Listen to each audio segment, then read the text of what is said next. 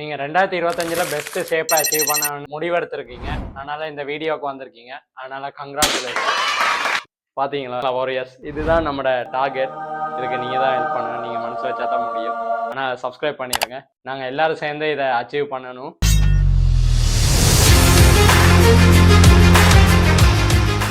Hi, நான் வரோதயன். நான் ஒபேசிட்டியாகவும் இருந்திருக்கேன், அதே நேரம் அதுலேருந்து மெல்லிசாயி ஸ்கின்னியாகவும் இப்படி இருந்திருக்கேன். உடம்பான ஆக்களோட ஃபீலிங்கும் அப்படி இருக்குன்னு தெரியும், ஸ்கின்னியாக இருக்கவங்களோட ஃபீலிங்கும் அப்படி இருக்குன்னு தெரியும். நான் நியூ இயர்க்கு நிறைய ரெசல்யூஷன் வச்சிருக்கேன், நிறைய நியூ இயர்ஸை தாண்டி கூட வந்திருக்கேன். சிக்ஸ் பேக் வைக்கணும், படங்கள் எல்லாம் பார்த்து இன்ஸ்பயர் ஆகி நிறைய டார்கெட் வச்சிருக்கேன். ஏதாவது ஒரு ரெசல்யூஷனை தொடங்கி கொஞ்ச நாள் போவேன், டயட்டில் இருப்பேன், அதுக்கான ஒர்க் அவுட் பண்ணுவேன். அதை ஸ்ட்ரக்சர்டு பிளான் ஒழுங்காக செய்ய தெரியாமல் மறுபடியும் ஃபெயில் ஆகி ஒரு கட்டத்துக்கு மேலே டிப்ரெஷன் ஆகி எல்லாமே ஃபெயில் ஆகி பேசாமல் உட்காந்துருவேன். இதே தான் எப்பயும் நடக்கும். ஆனால் இப்போ கொஞ்சம் நான் இந்த ரெசல்யூஷன் எதுவுமே எடுக்காமல் நான் என்னோட ஃபிட்னஸ் வேர்ஷனை என்னால் அச்சீவ் பண்ண முடிஞ்சது.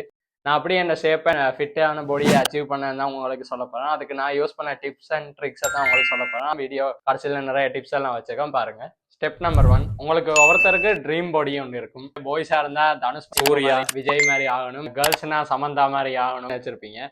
எனக்கு பர்சனலாக நான் மாஸ்டர் கிளைமேக்ஸில் பார்த்தீங்கன்னா விஜய் வந்து ஷர்ட்லெஸ்ஸாக ஒரு சீன் பண்ணியிருப்பாரு. அதை பார்த்துட்டு நானும் இதே மாதிரி ஆகணும்னு தான் ஒபீஸில் இருந்து பிறகு வெயிட் லாஸ் பண்ணி அதுக்கு பிறகு இப்போ ஒரு பாடி பில்டர் மாதிரி ஃபிட்டாக இருக்கணும்னு செஞ்சுட்டு இருக்கேன். அதை ஆல்மோஸ்ட் நான் அச்சீவ் பண்ணிட்டேன். இதே மாதிரி உங்களுக்கு ஒரு ட்ரீம் பாடியை செட் பண்ணிக்கொள்ளுங்க. உங்களோட ட்ரீம் பாடியில் இருக்க ஆள் வந்து உங்களோட ஹைட் இருக்கதான்னு பார்த்துக்கொள்ளுங்க.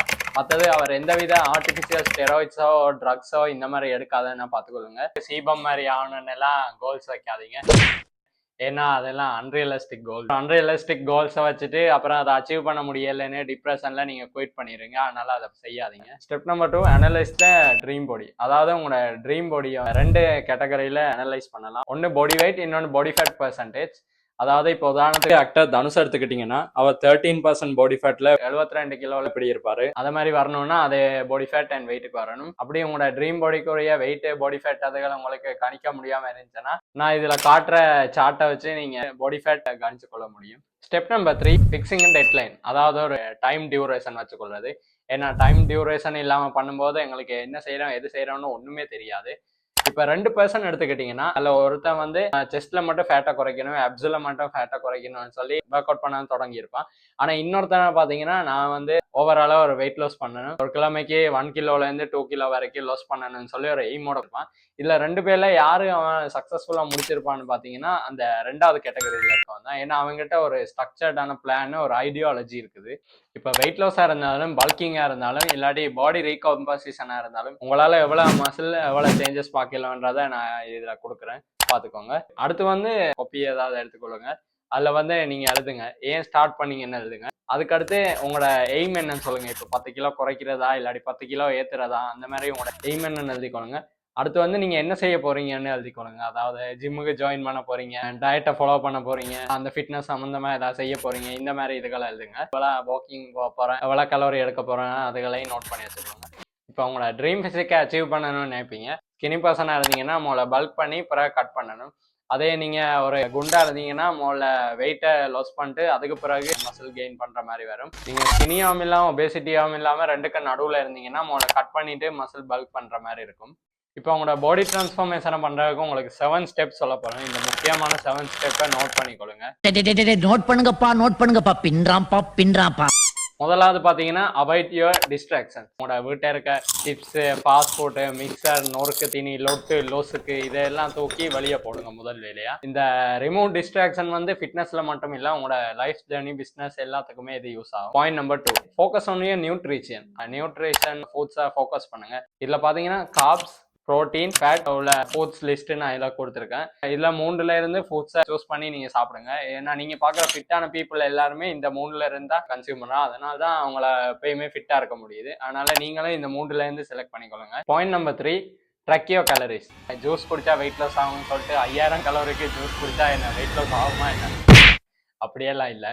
கலோரிஸை ட்ராக் பண்ணுங்க. நீங்கள் எவ்வளோ கலோரி பேர்ன் பண்ணுறீங்க, எவ்வளோ கலோரி எடுத்துக்கொள்றீங்கன்னு. கலோரி இன் அவுட்டை ட்ராக் பண்ணுறதுக்கு நிறைய ஆப்ஸ் பாய்க்கலாம். ஹெல்திஃபை மீ, ஃபிட்னஸ் ஃபால், இந்த மாதிரி நிறைய ஆப்ஸ் பாய்க்கலாம். ஹெல்திஃபை மீ நான் யூஸ் பண்ணுவேன். ப்ரோ இதெல்லாம் கஷ்டம் ப்ரோ, என்ன செய்கிறேன்னு யோசிச்சிங்கன்னா ஒரு 2 நாள் இல்லாட்டி 3 நாளைக்கு நீங்கள் ட்ராக் பண்ணுங்க. அதுக்கு பிறகு உங்களுக்கு என்னென்ன ஃபுட்ஸ் என்னென்ன கலோரிஸ்ன்னு உங்களுக்கு பழகிடும். அதன் மூலமாக நீங்கள் ஈஸியாகவே கலோரி எல்லாம் ட்ராக் பண்ணலாம்.